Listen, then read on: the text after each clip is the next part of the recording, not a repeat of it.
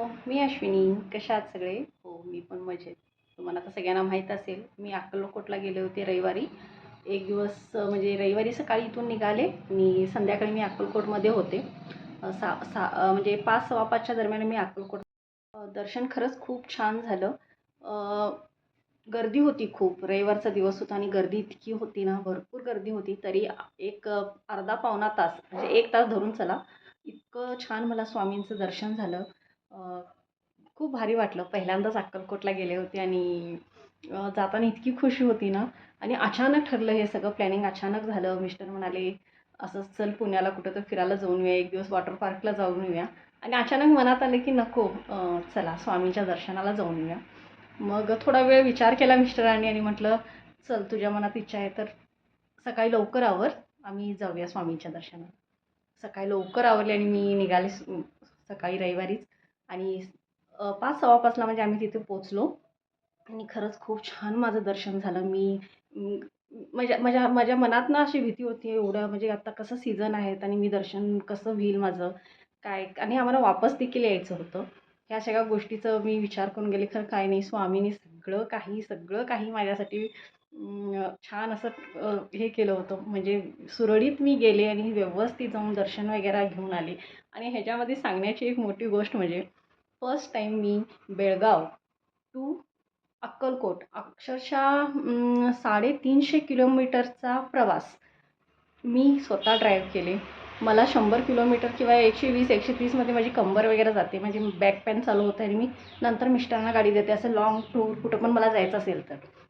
खरं पहिल्यांदा 350 किलोमीटरचा प्रवास मी स्वतः केले. म्हणजे मी स्वतः ड्राईव्ह केले. खरं मला कुठंच थकवा जाणवला नाही आणि कुठंच मी अशी हे केले नाही म्हणजे कंबर दुखली म्हटले नाही. असं वाटलंच नाही की मी एवढा मोठा प्रवास सकाळपासून मी 10 वाजल्यापासून सव्वा 5 पर्यंत मी ड्राईव्ह करायला लागले. म्हणजे मध्ये जेवायला थोडा वेळ थांबलो आम्ही आणि आमची गाडी चार्ज असते. जिथं चार्ज करतो तिथंच आम्ही हॉटेल्स वगैरे बघून जेवतो. म्हणजे दोन्ही कामं आमची एकत्र होतात. एवढं सगळं छान म्हणजे सुरळीत गेलं. स्वामींचं दर्शन घेतले. त्याच्यानंतर मग मी रात्र झाली. मग मिस्टरांना मी गाडी वगैरे दिली. तिथून काही जास्त मी शॉपिंग वगैरे केले नाही. म्हणजे ऑलरेडी स्वामींची मूर्ती माझ्या घरी आहे. त्याच मूर्तीबरोबर मी म्हणजे मूर्तीची पूजा वगैरे करते स्वामींची. सुरुवातीला जेव्हापासून मी स्वामींना घरात आणले त्याच मूर्तीची पूजा वगैरे करते. तिथून काही मी मूर्ती वगैरे असं काही घेतले नाही. फक्त एक फोटो घेतला कारण की माझ्या मम्मीला स्वामींचा फोटो पाहिजे होता. तो एक स्वामींचा फोटो एक घेतला आणि गाई वासरूचं मला एक हे पाहिजे होतं, मूर्ती पाहिजे होती आणि मी ते विचार केले आता इथं आले तर इथं तिथं दिसले मला. तर म्हटलं एक मूर्ती तिथून पण मी घेऊन यावं. मग आज मी ती मूर्ती आज गुरुवार आहे. आज म्हटलं आज पूजा करूया स्वामींची. सकाळी पूजा वगैरे छान केली आणि आज गाई वासरूची पण पूजा करून घ्यायचं आणि ती पूजा मी तुम्हाला कसं केले दाखवते. ही आहे आजची पूजा.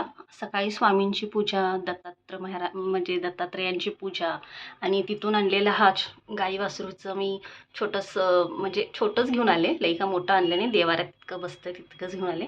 स्वामींच्या बाजूलाच तिथं मी त्यांची पूजा केली आणि मला माझ्या मम्मीनं सांगितलं होतं, पूजा करशील तेव्हा त्यांना म्हणजे गाईला गूळ आणि डाळ नैवेद्य दाखव म्हणून सकाळी आणि म्हणून मी असंच गूळ डाळीचा नैवेद्य दाखवले आणि इतकी अशी छान स्वामींची मी आज घरी पूजा केले. गुरुवार आहे आणि ही पूर्ण घरची पूजा माझ्या. इथं स्वामींपुढे तुपाचा दिवा वगैरे लावले आणि ही माझी पूर्ण देवघरची पूजा. माझ्या घरी विठ्ठल रुक्माई पण आहेत, यल्लमा आहे, आमचे खंडोबा आहेत, सत्यनारायण आहेत. इकडं ही आहे सरस्वती माता. सरस्वतीची पूजा पण माझ्या घरी केली जाते आणि ही अष्टलक्ष्मी म्हणजे सगळे देव माझ्या देवाऱ्यात आहेत. हे बघू शकता. खूप सुंदर आज पूजा झाली. जसे की मी पहिल्यांदाच अक्कलकोटला गेले होते.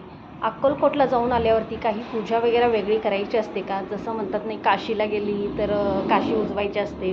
पहिल्यांदाच अक्कलकोटला गेले तसं काही आहे काय हे मला माहीत नाही.